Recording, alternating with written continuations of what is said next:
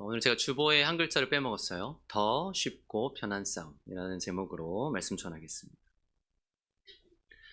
지난 시간에 우리는 사사기 17장 말씀을 통해서 이 미가의 집을 중심으로 일어나는 사건들을 보면서 명목뿐인 신앙이라는 게 어떤 식으로 드러날 수 있는지를 좀 살펴봤습니다. 그러니까 하나님을 말하지만 사실은 하나님과 관계없는, 그저 어떤 자신이 생각하는 신앙적인 조건을 충족시키는 방식의 신앙, 그 신앙으로 우리가 갈 수 있다는 것을, 그걸 주의해야 한다는 것을 우리가 얘기했죠.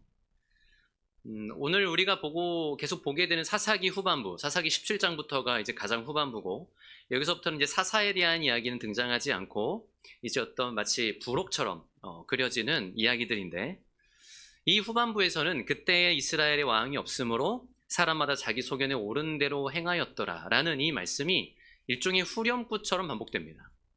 반복적으로 나타나요. 지난 시간을 통해서 자기 소견에 옳은 대로 행한다는 것의 그 의미가 단순히 사람들이 그냥 자기 좋은 대로 했다, 이 정도의 수준이 아니라 하나님마저도 자기 임의대로 조종하려는 수준이라는 걸 봤어요. 그러니까 자기 욕심을 심지어 채우기 위한 것이고 그냥 자기 자신을 위한 것이면서도 하나님을 위한 거라고 말하고, 더 나아가 자기 하나님을, 자기 신을 만들어 놓고 섬기는 그런 수준에 이르는 시대라는 것을 지금 우리는 보고 있습니다. 오늘 우리가 읽은 본문 1절도 이렇게 시작하죠. 그때에 이스라엘에 왕이 없었고 라는 말로 시작해요. 그러니까 이제 오늘 우리가 볼 본문은 지난 시간은 미가의 집, 한 가정 안에서 일어나는 일이었다면 이번엔 한 지파 안에서 일어나는 일로 이게 확장되는 거예요. 단순한 한 사람의 개인의 문제가 아니었다는 거죠. 특별히 단지파를 중심으로 이 사건이 진행이 되는데, 우리가 여기 사사기 18장을 이제 오늘과 다음 주 2주간에 걸쳐서 보게 될 거예요. 여러분 1절 중반절을 다시 보세요. 1절 중반절에 단지파는 그때에 거주할 기업의 땅을 구하는 중이었으니 이는 그들이 이스라엘 지파 중에서 그때까지 기업을 분배받지 못하였음이라 라고 얘기하고 있습니다. 여기 보면 그들이 기업을 분배받지 못했다 이런 얘기가 나오는데 사실은 아니에요. 그러니까 사실 그들이 기업을 분배받지 못하지 않았어요. 분명히 기업을 분배받았어요. 참고로 여기에서 기업을 분배받지 못했다라고 할 때 사용되는 히브리어는 이제 나팔이라는 단어인데, 이건 떨어지다라는 의미예요. 떨어지다. 우리말로도 누구의 수중에 떨어지다, 이런 말이 있죠. 그러니까 그런 식으로도 사용되는 의미예요. 그러니까 그들이 분배를 못 받은 게 아니고 분명히 기업을 받았는데 그것을 그들의 수중에 떨어지게 못한 거예요. 차지하지 못한 거예요. 분명 여호수아서를 여러분 보시면 여호수아서의 후반부의 얘기는 대부분이 뭐예요? 보통 여호수아서의 전반부가 가나안 정복 전쟁이라면 후반부는 땅을 분배하는 내용이죠. 이 땅을 분배할 때 어느 지파도 제외되지 않아요. 굳이 제외되는 지파가 있다면 레위 지파밖에 없어요. 지난 시간에 말씀드린 대로 레위 지파에게는 그들의 기업이 여호와 하나님이시고 그들은 생계를 이스라엘 백성들이 내는 11조를 통해 이어가도록 하셨기 때문에 그들은 기업을 따로 주지 않으셨어요. 그러나 단지파를 포함한 모든 지파는 모두가 다 이 제비를 뽑아서 기업을 분배받았거든요. 그러니까 이들이 여기서 기업을 받지 못했다고 나오는 건 분명히 기업은 받았는데 그 자신들이 받은 그 땅에 남아있는 이방 민족들을 완전히 몰아내고 그 땅을 차지하는 일에 실패했다는 거예요. 사실 여러분, 하나님께서 가나안을 정복하게 하시고 지파별로 땅을 분배하게 하셨지만 그게 가나안 땅의 모든 이방 민족들을 다 몰아내셨다는 의미는 아니에요. 여전히 일부 이방 민족들이 남아 있었어요. 그리고 대부분의 이스라엘 민족들은, 지파들은 자신들이 기업으로 받은 땅으로 돌아갔을 때 그냥 편안하게 살면 되는 게 아니고 여전히 그 땅에 남아있는 이 이방 민족들을 몰아내기 위한 싸움을 감당해야 했어요. 그러니까 하나님이 능력이 부족하셔서 완벽히 못 몰아내시고 이런 게 아니에요. 이게 하나님의 뜻과 계획이었어요. 여러분 잘 들어보세요. 가나안 전쟁은, 큰 전쟁으로서의 가나안 전쟁은 이미 승리했어요. 여호와 하나님께서 승리하게 하셨고 심지어 이 승리는 언제부터 정해져 있었어요, 여러분? 이스라엘 백성들이 가나안 땅에 들어가기 전부터 이미 정해져 있었어요. 출애굽 때부터도 아니고요. 아브람 때부터 이미 정해져 있었어요. 여러분, 하나님이 아브라함에게 나타나셔서 내가 너에게 보여줄 땅으로 가라 라고 그를 갈대아 우르로부터 불러냈을 때 아브라함이 길을 떠나서 가다가 세겜이라는 곳에 이르러요. 그때 하나님이 나타나셔서 내가 이 땅을 네 자손에게 영원히 주리라 이렇게 얘기하시거든요. 근데 이 세겜이 여러분 그 지도를 보면 위치가 어디냐면 가나안 땅의 거의 정중앙이에요. 이때부터 이미 아브라함도 아니에요. 아브람이었을 때부터 하신 말씀이에요. 그러니까 수백 년 전부터 하나님은 이 약속을 주셨고 이미 그때 하나님이 약속하셨다는 건 반드시 성취될 거라는 얘기죠. 그러니까 이스라엘 백성이 가나안 땅에 들어가는 자체, 이 성취 자체는 이미 이루어진 거예요. 하지만 하나님께서는 이 일을 이루어 가시는 데 있어서는 자동적으로 이런 일들이 일어나게 하시진 않으세요. 무슨 말이냐면 이스라엘 백성들이 그냥 두 손 두 발 뻗고 가만히 있어도 알아서 하나님이 떠먹여주는 식으로 그 일을 이루시진 않으세요. 자고 일어났더니 자기 앞으로 등기부등본이 되어 있는 식으로 뭐 가나안 어디 몇 동 몇 번지 이렇게 그런 식으로는 하지 않으세요. 그런 게 아닌 거죠. 그러니까 분명 궁극적으로 일을 이루시는 분은 하나님이에요. 일을 이루시는 정도가 아니고 그걸 하실 수 있는 분은 하나님밖에 없어요. 여러분 아무리 이스라엘이 자기 스스로 가나안에 들어가겠다고 발버둥을 친들 들어갈 수 있나요? 그들이 가나안을 그 땅의 그 강성한 이방 민족들을 몰아내고 그 땅을 차지할 수 있어요? 불가능한 거예요. 이건. 이스라엘이 별의별 짓을 다 해도 이건 할 수 없는 일이에요. 오직 하나님의 능력으로만 가능한 일이었다고요. 그런데 하나님은 그 일을 이루어 가시는 과정에 있어서 반드시 이스라엘이 직접 싸우게 하세요. 그렇죠? 이스라엘이 직접 싸우게 하세요. 그들이 직접 광야의 시절을 지나게 하시고 또 정복 전쟁을 직접 치르게 하세요. 이걸 경험하게 하세요. 근데 여러분 잘 생각해 보세요. 이게 뭘 경험하게 하시는 거예요? 뭐 전쟁을 치러서 군사로서 잘 훈련시키기 위함입니까? 아니 뭐 광야의 전문가로 이들을 양성하시는 거예요? 아니잖아요. 뭘 경험하는 거예요? 하나님을 경험하는 거죠. 하나님을 경험하는 거예요. 예를 들어 광야의 시간 동안은 그들을 보호하시고 그들에게 공급하시는 하나님을 경험하고 이 정복전쟁을 통해서는 오직 하나님을 믿는 믿음으로만 승리한다는 것을 배우는 거예요. 뭐 이게 다는 아니죠. 하나님과 함께하는 이 많은 시간을 통해 모든 과정을 통해 그들은 하나님을 배워가요. 하나님의 백성은 무엇으로 사는가를 배우는 거예요. 그런가 하면 그럼 가나안 땅을 차지한 후에는요. 자, 가나안 땅을 차지하고 분배받고 들어가서 살면 그때부터는 편안히 살면 되는 겁니까? 하나님의 목적은 변하지 않아요. 하나님은 여전히 그 땅에 들어가서 살아가는 이스라엘 백성들 역시도 하나님을 경험하고 믿음으로 사는 삶이 무엇인지를 알게 하시기를 원하세요. 이게 하나님의 변치 않는 목적이에요. 오늘까지도. 그렇기 때문에 그들 가운데 다 쫓아내지 않으신 거예요. 남겨두신 거예요. 이방 민족들을. 사사기 3장에 이에 대한 말씀이 있는데 우리 한번 찾아볼까요? 같은 사사기에 3장으로 좀 넘어가시면 사사기 3장 1절부터 4절입니다. 사사기 3장 1절로 4절 우리 한번 여기를 같이 읽어보도록 하겠습니다. 사사기 3장 1절에서 4절 시작. 여호와께서 가나안의 모든 전쟁들을 알지 못한 이스라엘을 시험하려 하시며 이스라엘 자손의 세대 중에 아직 전쟁을 알지 못하는 자들에게 그것을 가르쳐 알게 하려 하사 남겨두신 이방 민족들은 블레셋의 5 군주들과 모든 가나안 족속과 시돈 족속과 바알 헤르몬 산에서부터 하맛 입구까지 레바논 산에 거주하는 히위 족속이라 남겨두신 이 이방 민족들로 이스라엘을 시험하사 여호와께서 모세를 통하여 그들의 조상들에게 이르신 명령들을 순종하는지 알고자 하셨더라. 아멘.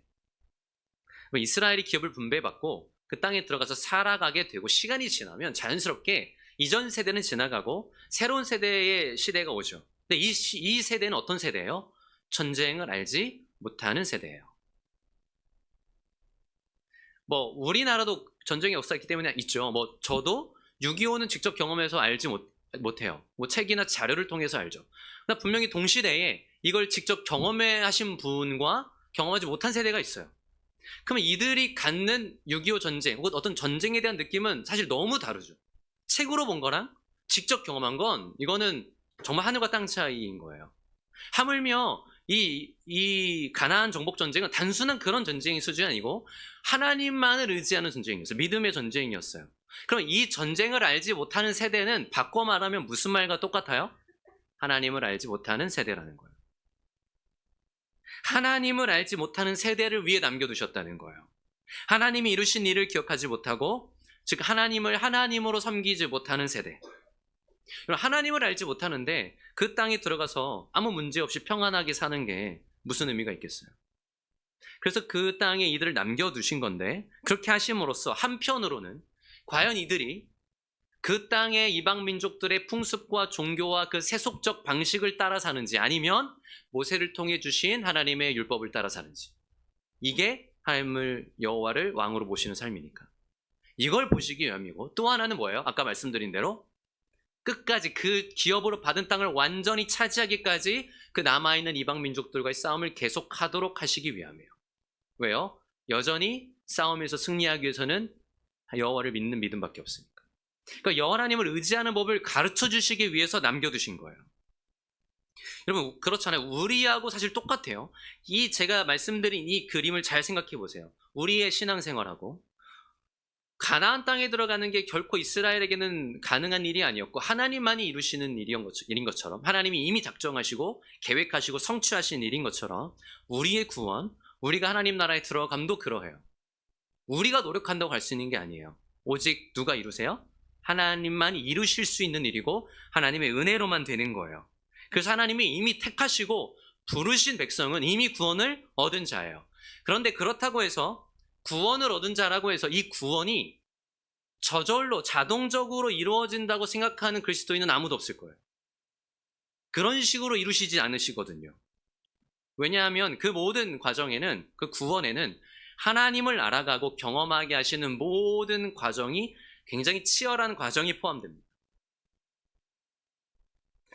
광야를 지나고 정복전쟁을 치러야 했던 이스라엘 백성들처럼 우리도 광야와 같은 인생길을 걸어가고 믿음의 싸움을 싸워 나가는 과정이 포함된다는 거예요. 이게 모든 신앙인에게 있어요. 그 과정을 통해서 하나님은 우리로 하여금 하나님의 백성은 무엇으로 사는가를 배우게 하세요. 그러니까 여전히 이 땅을 살아가면서 우리에게 감당해야 할 싸움이 있어요. 여러분, 이스라엘이 지파별로 그 기업을 얻은 것처럼, 그곳에서 감당해야 할 싸움이 있었던 것처럼, 우리 모두는 삶의 자리나 어떤 감당할 분량들이 다르기 때문에 조금은 다를 수 있지만, 그러나 믿음의 싸움이 없는 사람은 없어요. 절대 없어요. 왜냐하면 오직 그러한 싸움을 통해서만 믿음으로 사는 게 무엇인지를, 정말 하나님을 구하고 찾는다는 게 무엇인지를 배울 수 있기 때문이에요. 그래서 그 과정은 때로는 무엇 하나 쉽지 않아요. 이스라엘 백성들이 광야를 지나고 정복전쟁을 하는 게 무엇 하나 쉽지 않았던 것처럼 쉽지 않아요. 쉽지 않으니까 하나님을 찾는 거잖아요. 여러분, 우리가 이스라엘의 이야기 이렇게 책으로 보면 어렵지 않아 보일 때도 있습니다. 예를 들어서 여리고성을 정복할 때 어땠어요? 싸우지도 않았어요. 그냥 성을 돌기만 하면 됐어요. 7일 동안 매일 한 바퀴씩 돌고 마지막 7째 날 7바퀴 돌면 무너졌어요. 너무 쉽죠? 근데 여러분, 진짜 그 자리에 우리가 있었다면 쉽다고 느꼈을까요?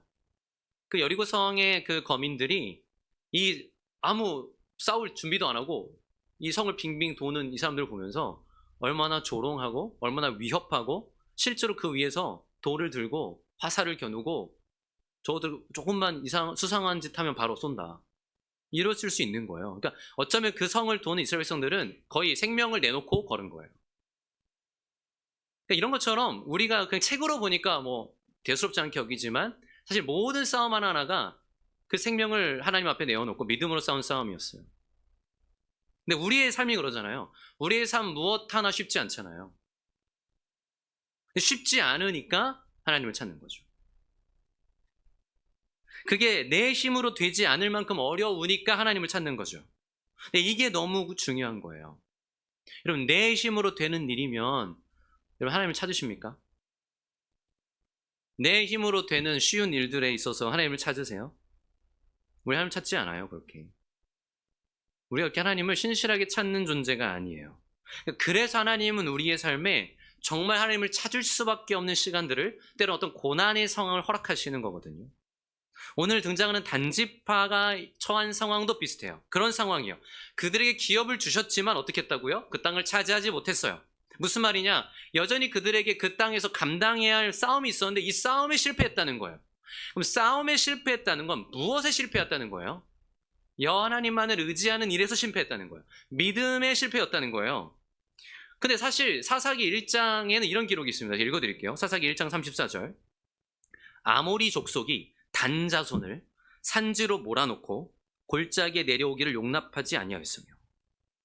그러니까 단 자손이 받은 그 땅에서 단 자손이 갔는데 그 땅에 아모리 족속이 여전히 있는데 너무 강해. 그래서 이 단 자손은 산에 그냥 피해서 살아야 돼요. 내려오질 못하게 했다는 거예요. 그럼 이런 상황에 있을 때 물론 단 자손은 이렇게 생각했을 거예요. 이거는 적이 너무 강해서 어쩔 수 없어. 이게 보통 우리의 마음이잖아요. 우리도 여러분 누구 편이에요? 여러분 단자손이 이렇다고 막 진짜 힘들겠다. 그건 안 되지. 그거 뭐 하나님 의지한다고 될 게 아니네. 이런 거 아니에요? 우리의 삶에서 여러분 우리가 물론 성경이니까 우리는 그래도 하나님 의지했어야지 이렇게 생각할 수 있어요. 그러나 실제 우리의 삶에서 감당하기 어려운 불가능해 보이는 일이 있을 때 우리는 단자손처럼 이거는 적이 강해서지 여호와를 의지하고 말고의 문제가 아니라고 생각할 수 있는 거예요. 잘 생각해 보세요. 근데 여러분 잘 생각해 보세요. 만약에 적이 강한 것이 핵심이면 그래서 불가능한 거면 그들은 여기까지 올 수 없었어요. 광야를 지나고 이스라엘이 가나안 정복 전쟁을 하는 동안 그 강한 이방 민족들을 다 이길 수 있었던 건 적이 약해서가 아니라 하나님이 승리하셨기 때문이거든요. 그들이 여호와를 의지할 때 승리한 거거든요. 적이 강하냐 약하냐가 핵심이 아니에요. 핵심은 뭐예요? 그들이 여호와를 진정으로 믿고 의지했느냐예요. 그런데 단지파는 핵심을 잘못 짚어요. 적이 강해서다. 그래서 어떻게 하냐면 약한 적을 찾아 떠납니다. 약한 적을. 여러분 단지파가 이런 상황에 있어서 취해야 할 행동은 뭐였어요? 하나님을 철저히 의지하는 거였어요. 다시 여호와께 돌이키고 하나님을 붙들며 하나님을 믿는 믿음이란 게 정말 무엇인지, 그게 어떻게 실제 내 삶에 어떤 씨름으로 나와야 되는지를 경험해야 됐어요. 근데 단지파가 취한 방법은 자기들의 힘으로 다른 기업을 찾아보는 거였어요. 여러분 1절 중반을 한번 다시 보세요. 18장 1절. 단지파는 그때에 거주할 기업의 땅을 구하는 중이었으니. 하나님이 그들에게 주신 기업이 아니라 그거 버렸어요. 이미 마음에. 자기들이 보기에 우리의 기업이 될 만한 땅을 구하는 거예요. 자기 소견에 옳은 대로 행하는 게 지금 어떻게 드러나냐면 심지어는 하나님이 주신 기업조차도 자기 마음대로 바꾸는 거예요. 이건 너무 어려운 거야. 이거 아니야. 내가 볼 때 이게 딱 좋아. 자기 소견에 옳은 대로 기업을 좀 바꾸는 거예요. 2절에는 그래서 이렇게 말합니다. 단조손이 소라와 에스다올에서부터 그들의 가족 가운데 용맹스러운 5사람을 보내어 땅을 정탐하고 살피게 하며 그들에게 이르되 너희는 가서 땅을 살펴보라 하매. 그러니까 그들은 여호와께서 기업으로 주신 것을 떠나서 거주할 만한 땅을 찾고 정탐하도록 하려고 사람들을 보냅니다. 근데 사실 이 2절에는 그들이 받은 그 땅이 기업으로서도 중요하지만 너무나 상징적인 의미가 있는 곳이라는 것을 말하려고 소라와 에스다올이라는 지명을 굳이 밝혀요. 이거 어디서 많이 들어보지 않았어요? 소라와 에스다올? 어디서 들어보셨어요? 바로 얼마 전에 우리가 봤던 마지막 사사 삼손. 삼손이 있었던 곳이죠. 삼손의 시작과 끝이 여기에요. 제가 좀 읽어드리면 처음 삼손의 삶을 여호와의 영이 움직여 가실 때 이렇게 말합니다. 소라와 에스다올 사이 마한의 단에서 여호와의 영이 그를 움직이기 시작하셨다. 참고로 이게 마한의 단은 단의 영토, 단의 진영, 군대 이런 의미예요. 소라와 에스다올 사이에서 삼손을 부르셨고 그리고 삼손이 죽었을 때도 이렇게 기록합니다. 16장 31절인데 그의 형제와 아버지의 온 집이 다 내려가서 그의 시체를 가지고 올라와서 소라와 에스다올 사이 그의 아버지 마노아의 장지에 장사하니라. 그러니까 삼손의 시작과 끝이 여기였고 삼손보다 더 중요한 건 분명히 여호와 하나님의 일하심이 있었던 곳이 여기였다는 거예요. 여러분 삼손이 어떤 지파 출신이라고 했어요? 단지파예요. 단지파. 우리가 가끔 이렇게 성경을 보다 오해하는 게 있습니다. 그 지도를 한 번씩 이렇게 보시는 기회가 있으실 거예요. 이렇게 가나안 12지파의 지도. 막 지파별로 땅을 받은 지도가 있죠. 그러면 어떤 지파는 땅이 크기도 하고 좀 작기도 해요. 단지파는 꽤나 작아요. 게다가 지역이 그 강성했던 그때 가장 이스라엘 힘들게 했던 블레셋이 있으면 바로 붙어 있어. 단이 옆에 유다가 있고. 그러니까 단이 못 살겠으니까 이제 위로 올라가는 거거든요. 그럼 하나님이 그들을 도와주시지도 않고 힘도 안 주셔서 어쩔 수 없었던 거냐? 아니에요. 역사상 가장 강했던 사사를 주셨어요. 근데 막상 삼손이 그들에게 있을 때 그들은 싸우지 않았어요. 그럼 뭐 다는 작은 집화서 어쩔 수 없었냐? 아니요. 민수기를 보면 이 각 사람을 계수하는 장면이 나오는데 우리가 흔히 생각하는 것과 달리 다는 굉장히 강력한 지파예요. 그 사람을 계수할 때 여러분 누구의 숫자만 세죠? 고대 사회 남자의 숫자. 특히 이제 장정 몇 명 이렇게 나오는데 이거는 기준이 나가 싸울 만한 자예요. 군대로 싸울 만한 자. 그 수를 세는 거, 실제 군사의 수를 세는 거예요. 누가 가장 클까요? 누가 수가 가장 많을까요? 12지파 중에. 당연히 유다 지파죠. 유다 지파는 7만 명이 넘어요. 압도적으로 많아요. 그 다음이 누굴까요? 의외로 단지파예요. 6만 명이 넘어요. 6만 명이 넘는 거 단지파밖에 없어요. 그러니까 하나님이 뭐 힘도 없고 연약한 지파를 거다 몰아놓으신 게 아니에요. 유다랑 단을 여기 놨어요. 블레셋 옆에. 그들이 하나님을 의지하고 하나님을 믿는 믿음으로 싸우면 충분히 감당할 수 있는 싸움인 거예요. 게다가 삼손을 주셨잖아요. 근데 그들은 막상 싸워야 할 때는 싸우지 않았어요. 근데 이제는 이곳에서 못 살겠다고 하면서 그것을 버리고 가는 거예요. 그걸 버리고 가는 이들의 마음이 어땠을까요? 하나님 우리에게 관심 없어. 우리 도와주시지도 않아. 그런 마음 아니었을까요? 그러면서 그 기업을 경홀히 여기며 떠나는 거예요. 근데 여러분 여호와께서 주신 기업을 뒤로하고 떠난다는 게 가능한가요?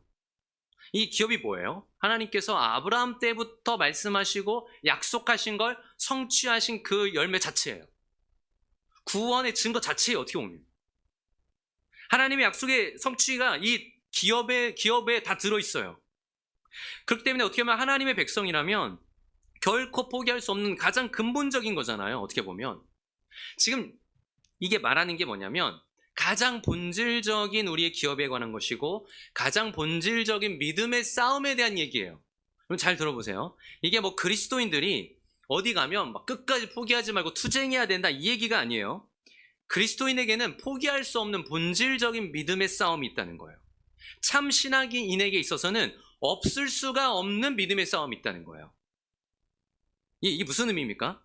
만일 믿음의 이 싸움이라는 게 신앙인의 삶에 없다면 그것은 쉽게 말해 그가 지금 믿음으로 살고 있지 않다는 말과 똑같다는 거예요. 그의 삶에 정말 믿음의 싸움이 존재하지 않는다면 나 그게 뭔지 모르는데 그러면 하나님과 상관없는 믿음과 상관없는 삶을 살고 있다는 말과 크게 다르지 않습니다. 여러분 이거 또 오해하시면 안 되는 게 이 싸움은 우리가 아무 문제 없고 모든 상황이 편할 때도 존재해요. 이 싸움은. 이거는 단순히 어떤 어려움이 와서 어떤 고난이 와서 우리가 뭐 금식기도 하고 작정 헌금하고 이런 걸 말하는 게 아니에요. 그런 싸움을 말하는 게 아니에요. 모든 그리스도인에게는 그 안에 계신 성령으로 말미암아 각자에게 늘 하나님께서 주신 분량만큼의 싸움이 있어요. 그러니까 예를 들면 좀 이해를 돕기 위해서 이런 거예요. 늘 하나님 앞에서 살기 위한 싸움. 이건 항상 있는 거예요. 늘 하나님 앞에서 누가 보든 말든 상관없이 내가 하나님 앞에 서 있는 자로 신실하고 진실하게 살기 위한 싸움. 여러분 저는 이게 인생 가운데 가장 치열한 싸움이라고 생각해요. 이것만큼 치열할 수 없어요. 근데 아무도 몰라요. 누가 압니까 그 싸움을? 이런 싸움은 그래서 내가 지금 당장 어떤 문제가 있느냐 어려움이 있느냐 이런 건 상관없어요. 늘 있어요. 이 싸움은 늘 있어요. 누가 시켜서 하는 것도 아니고 어쩔 수 없이 하는 것도 아니에요. 내가 하나님이 어떤 분이신지를 알기 때문에 이제 그분을 믿기 때문에 우리에게 존재하는 믿음의 삶 자체예요.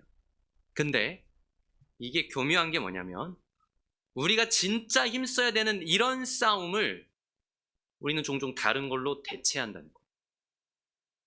그러니까 진짜 싸워야 되는 건 이런 부분인데 이런 싸움인데 좀 더 쉽고 편한 싸움으로 자꾸 우리는 대체해요.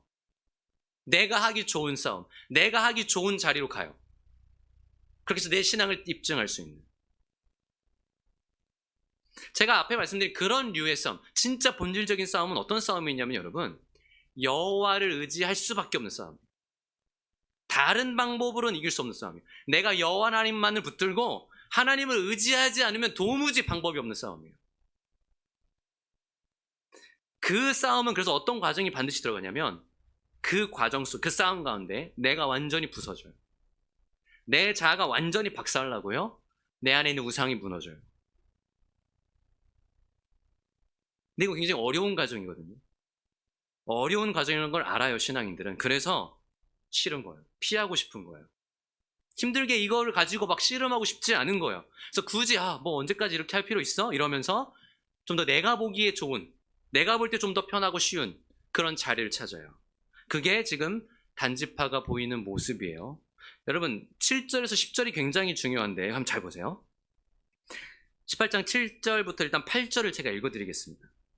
이에 5사람이 떠나 라이스에 이르러 거기 있는 백성을 본즉 염려 없이 거주하며 시돈 사람들이 사는 것처럼 평온하며 안전하니 그 땅에는 부족한 것이 없으며 부를 누리며 시돈 사람들과 거리가 멀고 어떤 사람과도 상종하지 아니함이라.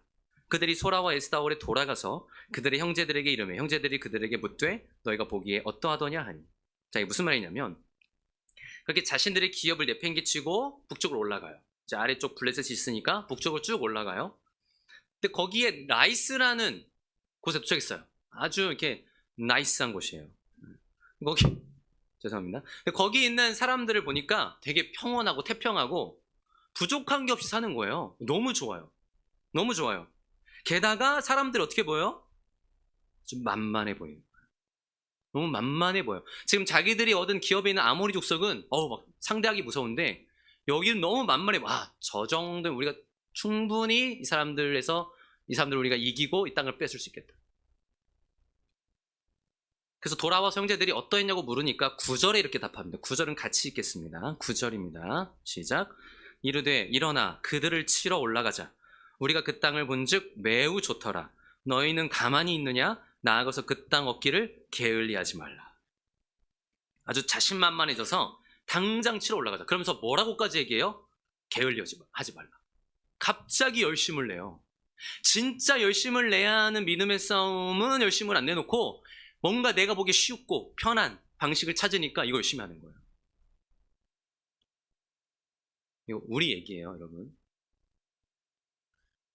이게 자기 욕심이잖아요. 게다가 하나님이 아까 말한 대로 주신 땅의 싸움은 피하고만 싶은 거예요. 그래서 온 게 여기예요. 그러니까 이게 어떤 얘기예요, 여러분? 철저하게 하나님과 상관없이 가는 거예요. 그때 이스라엘에 왕이 없으므로라는 주제를 계속 보여주는 거예요. 근데 이렇게 철저하게 사실은 자기 욕심을 따라 더 자기 편리함을 따라 행하는 것인데도 이들이 마지막에 또 누구를 갖다 붙입니까? 10절입니다. 같이 읽겠습니다. 너희가 가면 평화로운 백성을 만날 것이요 하나님이 그 땅을 너희 손에 넘겨주셨느니라 하는지라. 하나님을 갖다 붙이는 거예요. 하나님이 주신 거예요. 이게 하나님과 무슨 상관이 있습니까? 근데 우리 지난주에 똑같은 거 봤죠? 미가 집에서. 그냥 자기를 위해서, 자기 아들을 위해서 은을 바치는데 뭐라고 했어요? 내가 이걸 여호와께 거룩히 드리노라. 똑같은 거예요. 그냥 하나님이라는 명분을 갖다 붙이는 거죠. 우리가 오늘 앞에서 읽은 본문인 2절에서 6절에는 무슨 내용이 사실 나왔냐면 이 단지파의 정탐꾼 5명이 북쪽으로 올라가다가 이 단지파의 지역에서 위로 올라가면 에브라임이 나와요. 근데 에브라임 산지를 지나가는데 거기 에브라임 산지에 있었던 우리가 지난주에 본 미가의 집에서 그들이 하루 유숙하게 된 거예요. 이 집이 부자거든요. 여러분 생각해보세요. 은 1100이 현금으로 있었잖아요. 얼마나 부자예요. 그러니까 겉에서 봐도 저 집이면 좀 우리가 가서 쉬었다가도 될지를 청할 수 있겠다 해서 묵게 됐겠죠. 근데 막상 그 집에 들어가 보니까 이제 뭐가 있어요? 막 이렇게 신당이 있고 막 신상이 있는 거예요. 은신상이. 그리고 막 제사장 옷도 있고 막 제사장이 있어 심지어. 그래서 알고 보니까 레위인이에요 심지어. 그럼 원래 나타나야 되는 올바른 반응은 뭐냐면 그때 원래 여호와의 집이 실로에 있거든요. 왜 레위인이 실로에 있지 않고 여기서 개인 집에 제사장이 자리 있냐?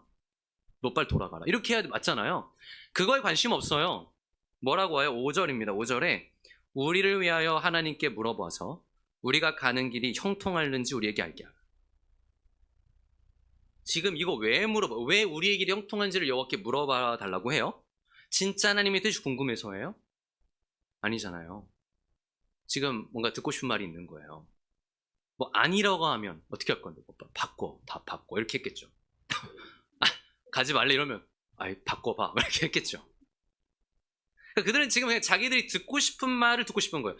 그 제사장이 진짜가 아닌데도 그게 중요하지 않아요. 그저 자기를 지지해 주기를 바라고 자기 마음을 편하게 해줄 말을 원할 뿐이에요. 그럼 이게 우리가 만약에 목회자와의 관계가 그저 그런 것들이 되면, 혹은 목회자가 그냥 고용인이 되면 이런 관계가 돼요. 그냥 서로 지지해주고 응원해주고 그런 말을 주고받는 정도밖에 안 되는 거예요. 지금 이 레위인이 하고 있는 게 그걸 보여주는 건데, 그래서 그가 6절에 뭐라고 합니까? 그 제사장이 그들에게 이르되 평안히 가라. 너희가 가는 길은 여호와 앞에 있느니라. 아주 원하는 답을 해주죠. 얼마나 그럴듯합니까? 그런데 말이 아무리 그럴듯하면 뭐예요? 거짓말이죠. 허위죠. 근데 지금 이런 일들이 얼마나 심각한 시대인지를 보여주는데, 이게 사사기에서만 일어나는 일이 아니라는 게 더 문제죠. 여전히 오늘날에도 어떻게 보면 더하면 더하지 덜하지 않아요. 내 욕심을 위한 일인데 하나님을 갖다 붙여요. 내가 원해서 하는 일이고, 심지어는 내가 주목받고 싶고 인정받고 싶어서 하는 일이 많은데 거기다 하나님을 갖다 붙여요. 이런 일 정말 많아요. 그리고 목회자는 그런 나를 지지해주고 응원해주고 축복해주면 되는 거예요. 이게 신앙생활입니까? 근데 지금 단지파의 모습은 어때요? 이제 우리가 좀 이 정체를 알았듯이 그저 더 쉽고 편한 싸움을 위해 하나님께 받은 기업까지 뒤로 하고 자기들의 눈에 보기에 좋은 기업을 찾아 떠난 거잖아요. 그런데도 불안은 하니까 자꾸 그것의 정당성을 얻으려 하고 하나님이 도와줄 거라는 그런 말을 듣고는 싶은 거예요. 그런데 아무리 그런 말을 들어도 그들이 하나님이 있게 하신 그 기업의 자리에서 그들에게 주신 그 믿음의 싸움을 싸우지 않으면 그들은 하나님을 만날 수 없어요. 다른 방법으로는 아무리 다른 싸움을 해도 그들 진짜 하나님을 경험할 수 없어요. 여러분, 이 모습을 잘 보세요. 이들이 택했어야 할 방향은 무엇입니까? 여호와를 온전히 의지하는 거죠. 오히려 하나님을 믿는 믿음으로 아무리 족속과 싸우는 거예요. 그래서 그 싸움을 통해 여호와를 의지한다는 게 뭔지를 배우고 하나님을 경험하고 진짜 믿음의 승리를 맛보는 거예요. 이게 하나님을 알아가는 거예요. 이게. 그리고 그 과정 속에 반드시 하나님은 어떤 일을 주시냐면 그들의 가운데 있는 우상이 무너지게 하세요. 반드시. 승리가 우리의 승리가 아니에요. 사실 이런 싸움에서 승리는 여호와의 승리예요. 오히려 우리는 패배예요. 사실은 엄연히 말하면 우리 자아가 무너지고 자아가 깨지고 우상이 무너지는 걸 경험하거든요. 오히려 나는 패배하는 거예요. 근데 여호와가 승리하는 거예요. 근데 이 여호와의 승리를 나의 승리로 만들어 주시는 거예요. 분명 그들을 몰아내는 게 이들에게 어려워 보였을 거예요. 어렵고 불확실하고 불가능해 보이기까지 했을 거예요. 이들을 몰아내는 게. 그러니까 하나님을 더 찾았어야죠. 여러분, 내가 아까도 말씀드렸잖아요. 내가 보기에 가능한 일이면 우리가 하나님을 찾습니까? 내가 보기에 할 만하면 우리가 진짜 하나님을 간절히 찾아요? 여러분, 정말 우리 힘으로 어느 정도 되는 일이면 우리 굳이 하나님을 찾지 않을 거예요.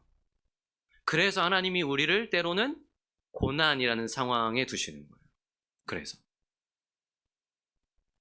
여러분, 우리 인생 가운데 고난이 찾아오는 이유가 뭐라고 생각하세요? 왜 하나님이 때로는 어려움을 허락하신다고 생각하세요? 물론 이유를 찾자면 많습니다. 가장 근본적으로는 인간의 타락과 죄악 때문이죠. 인간의 타락과 죄악이 이 피조 세계를 다 어그러뜨렸고 우리의 관계를 망쳐놨고 우리 자신까지도 사실 망쳐놨어요. 당연히 살아가면서 이 죄로 인한 열매, 그 쓰디쓴 열매와 고난을 맛보는 게 당연해요.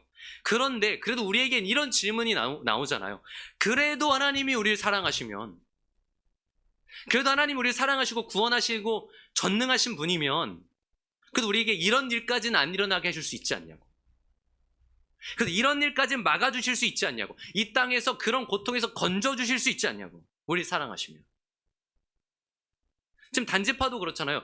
굳이 그렇게 힘들게 안 가고 그냥 편하게 그들 다 몰아내 주셔서 미리 분배받은 땅에서 편하게 살 수 있게 해주실 수도 있잖아요. 그런데 여러분 생각해 보세요. 이스라엘 민족들이 자신들의 기업에서 그렇게 들어가서 편안하게 남은 생을 살았다면 그들이 하나님을 찾았을까요?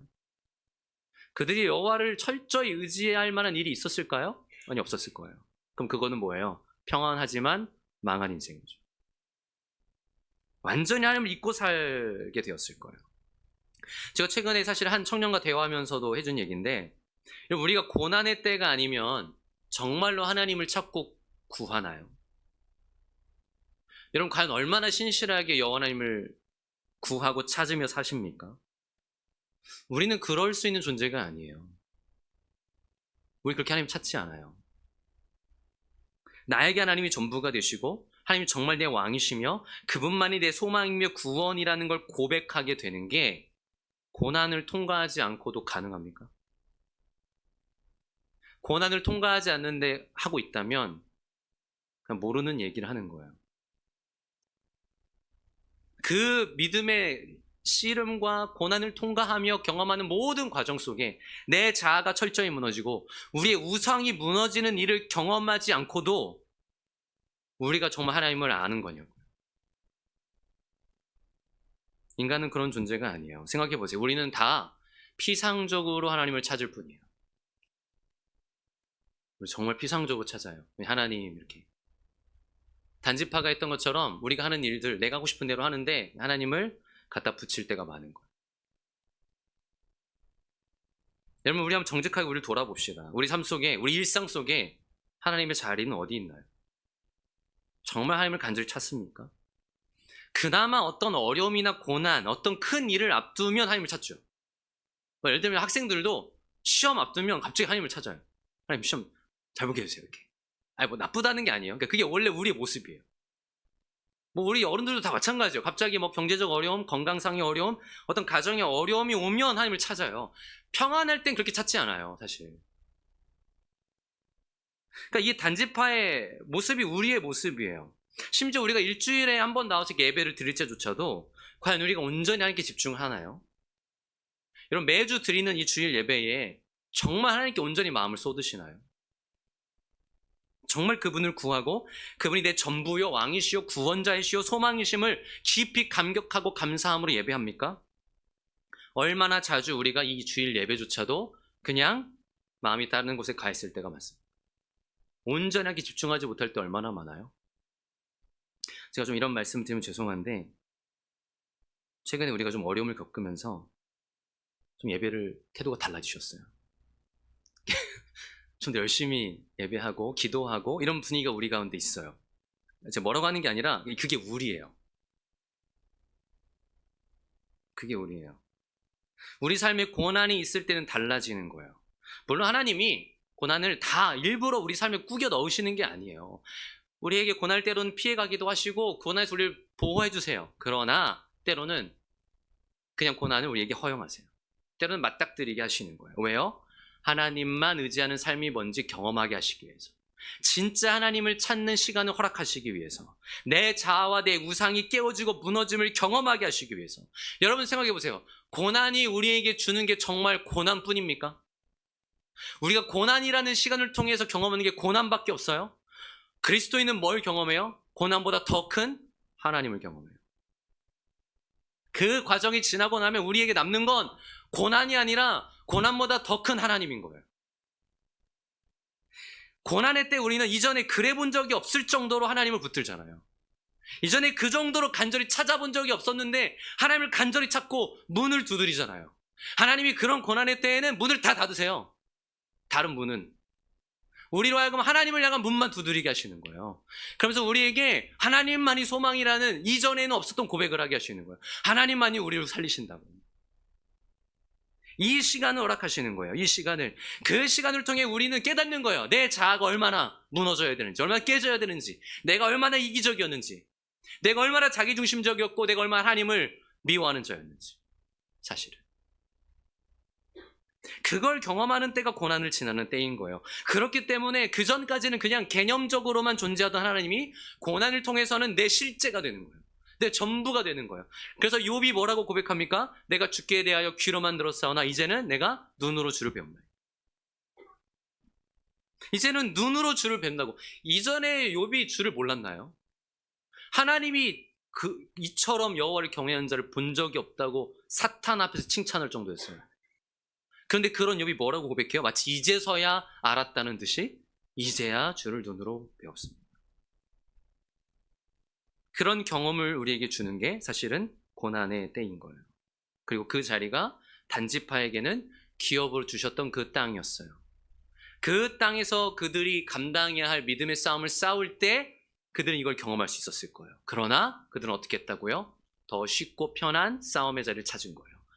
핵심을 잘못 잡아서 적이 강해서라고 생각하고 더 약한, 더 만만한, 내가 충분히 할 수 있는 자리를 찾는 거예요. 내가 할 수 있는 자리에서 해서 그 성공하면 우리가 변합니까? 그럼 내가 할 만한 곳을 찾아가서 거기서 내가 잘 되면 내가 변합니까? 아니요. 반대예요. 내 자아가 깨져야 되는데 내 자아가 강화돼요. 내가 얼마나 노력하고 내가 얼마나 열심히 해서 이 일을 이뤘는지만 남아요. 물론 단지파처럼 하나님을 명분상으로 얘기는 해요. 그건 진짜가 아니에요. 오히려 어떤 신앙이 자리 잡냐면 진짜 여호와 신앙이 아니라 아주 얄팍한 신앙이 자리 잡아요. 방금 말씀드린. 사실은 좀 더 편하고 쉬운 싸움을 하고 있으면서 거기에 여호와 이름을 붙여서 아주 그럴듯하게 내심 승리감에 도취돼, 내심 우월감에 도취돼, 전혀 내 자아는 다뤄지지 않은 채, 내 우상들은 하나도 무너지지 않은 채 가고 있는 신앙생활이 될 수 있다는 거예요. 심지어 목회자들도 사역자들도 그런 오류에 빠질 수 있어요. 어떻게 보면 가장 많이 빠질 수 있어요. 저도 목회를 하면서 가장 위험을 느끼는 게, 여러분 저에게 있어서 제일 중요한 싸움이 뭐라고 생각하세요? 제일 중요한 믿음의 싸움이 똑같아요. 하나님 앞에서 하는 거예요. 누가 보든 보지 않든, 내가 교회에 있든 없든, 내가 목회자로서 누구와 있든 아니든 하나님 앞에서 살려고 애를 쓰는 거예요. 이거만큼 치열한 싸움은 없어요. 누가 시킨 것도 아닌데 매 순간 싸움이에요. 근데 이 싸움이 너무 힘들어요. 그래서 많은 목회자들이 어떻게 이 싸움을 더 편한 싸움으로 대체하죠? 이거에 힘쓰기보다 그냥 교회 일 열심히 하는 거예요. 그냥 사역 열심히 하는 거예요. 근데 정작 내 영혼은 하나님과 멀어지는 거예요. 무슨 얘기를 하시는지 아시죠? 제가 목회자를 그냥 대표적으로 얘기했지만 우리 모두에게 이런 싸움이 있어요. 진짜 힘써야 되는 싸움이 있어요. 더 쉽고 편한 싸움의 자리를 찾아다니는 걸로는 결코 얻을 수 없는 게 있어요. 근데 오늘 그 모습을 보인 게 단지파인데, 우리가 무섭게 여겨야 되는 건 성경이 이 단지파를 어떻게 보느냐예요. 요한계시록 7장에 가면 단지파 이름이 빠져 있습니다. 무슨 말이냐면 요한계시록 7장에, 이 요한계시록 7장이 무슨 내용이냐면 이제 인침을 받은 자의 수가 나오는 그 유명한 장이에요. 14만 4천. 뭐 이게 다른 데서 나쁘게 써서 그렇지 되게 상징적인 좋은 수예요. 모든 구원을 얻은 하나님의 백성의 수인데 아주 중요한 수효잖아요. 근데 여기에 단지파가 빠져 있어요. 바로 이 사건 때문에. 그 기업을 버린 자, 그 기업을 경홀히 여긴 자, 결국 하나님을 알지 못하는 자. 우리가 이 경고를 들어야 되는 거예요. 여러분, 사실 우리 알고 있잖아요. 진짜 내 자아가 깨어져야만 하는 믿음의 싸움이 있는가 하면 그걸 교묘하게 피하면서, 그걸 피하면서도 그럴듯하게 신앙생활을 하게 만들 수 있는 싸움도 있다는 거. 아시지 않나요? 진짜 내 자아가 깨지지 않고도, 내가 그렇게 자존감 뭉기지 않고도, 뭐 자존감 뭉기라는 게 아니라 막 내 자존심을 꺾고 막 하나님 앞에서 그 씨름을 안 하고도 우리가 겉보기에 그럴듯하게 갈 수 있는 싸움들이 있어요. 좀 더 쉽고 편한 싸움. 이렇게 해서 우리가 진짜가 될 수 없어요. 저에게 있어서도 그래요. 저도 어떤 부분들은 저에게는 되게 상대적으로 그렇게 어렵지 않은 믿음의 싸움이 있어요. 이건 내가 충분히 유혹받지 않고 충분히 이겨낼 수 있는 그런 분야가 있어요. 하지만 또 어떤 분야들은 날마다 내가 죽어지지 않으면 안 되는 싸움도 있어요. 근데 만약에 제가 잘하는 부분만을 가지고 이렇게 하고 있다, 그럴듯하게 보이면 저는 제 영혼은 완전히 병 들어갈 거예요. 그리고 그런 식으로 아무리 목회를 열심히 해도 결국 제가 다다르는 곳은 어쩌면 무섭게도 하나님과 상관없는 곳일 수도 있어요. 이 싸움을 싸워나가며 하나님께서 우리에게 주신 믿음의 싸움을 감당하며 가는 자와, 그걸 피하고 내가 보기에 쉽고 편한 싸움의 자리를 찾아가면서 신앙생활하는 자, 겉보기엔 똑같아요. 겉보기엔 별 차이가 없어요. 근데 그 결과는 완전히 다를 수 있다는 거죠. 제가 보면 보통은 헌신하고 봉사하고 열심히 혹은 누군가에게 호의를 베푸는 정도는 우리 얼마든지 할 수 있는 것 같아요. 그런데 물론 그것도 믿음의 싸움이지만 정말 주님의 마음으로 용서할 수 없는 자를 용서하는 것, 정말 사랑할 수 없는 자를 사랑하기 위한 싸움. 이건 정말 어려운 거죠. 이건 정말 내 자존심과 내 자아를 꺾어야 하고 내가 철저히 죽어져야만 가능해요. 제가 그래서 예전에 청년들에게 그런 말 많이 했거든요. 예를 들면 청년들 이제 그런 거 있잖아요. 막 자기끼리 얘기하면서 나는 뭐 아직까지 진짜 술 안 마셨다. 나는 막 선교 가서 막 은혜 받고 막 어디 봉사 다니고 막 어디 단체 가서 막 제자 훈련 받고 막 이런 거. 그런 거 하면 뭐 합니까? 옆에 있는 지체를 사랑하지 않는데. 뭐가 더 어려운 거예요? 내 자아가 하나도 깨지지 않고도요. 선교하고 봉사하고 뭐 그런 거 할 수 있어요. 진짜 어려운 건 이 안에서 옆에 있는 사람 사랑하는 거. 여러분 그게 훨씬 힘든 싸움인 거예요. 근데 우리가 그런 싸움에 힘쓰지 않고 좀 더 쉽고 편한 싸움만을 하고 있지는 않은지를 우리는 돌아봐야 한다는 것입니다. 사랑하는 여러분, 우리가 어떤 방향으로 가야 합니까? 내 자아가 깨어지고 내 마음과 내 삶에 자리 잡은 우상들이 무너지는 자리. 그 치열한 믿음의 싸움을 통해 내 자아가 깨어져서 이 질그릇이 금이 가기 시작할 때 이 사이로 누가 드러나요? 예수님이 드러나요. 이 치열한 믿음의 싸움이 있으면 있을수록 점점 나는 사라지고 예수님이 드러나는 거예요. 그분이 점점 더 선명하게 보이는 그런 방향이 우리가 가야 되는 방향인 거예요. 근데 그 싸움이 아니면 우리는 자꾸 나만 드러내요. 나만 드러내요. 여러분 정말 이런 믿음의 싸움을 싸우는 자들이 되기를 소망합니다. 조심스러운 말이지만 우리가 좀 어려운 시기를 지나고 있어요. 교회에 어려움이 와서 성도분들이 교회에 더 관심도 갖고 있고 함께 기도하면서 열심을 내고 있어요. 물론 저는 이런 게 너무 감사하고 좋은 현상이라고 생각합니다. 하지만 이런 관심이 그저 교회의 어떤 이슈와 가십거리에 대한 관심으로 그쳐서는 안 됩니다. 이런 이 관심을 여러분의 영혼에 대한 깊은 관심으로 이어지게 하십시오.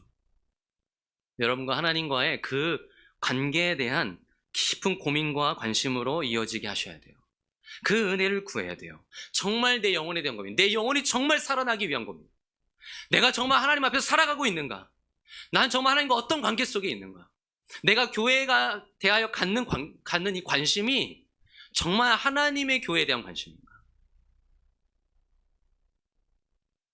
우리 이 고민이 우리 가운데 다시 살아났으면 좋겠습니다. 그래서 내가 삶을 통하여 평생 동안 싸워야 되는 믿음의 싸움이 무엇인지를 고민하며 그 가운데 하나님을 경험하고 무엇과도 바꿀 수 없는 보물인 하나님을 소유하는 저와 여러분이 되기를 주의 이름으로 축원합니다.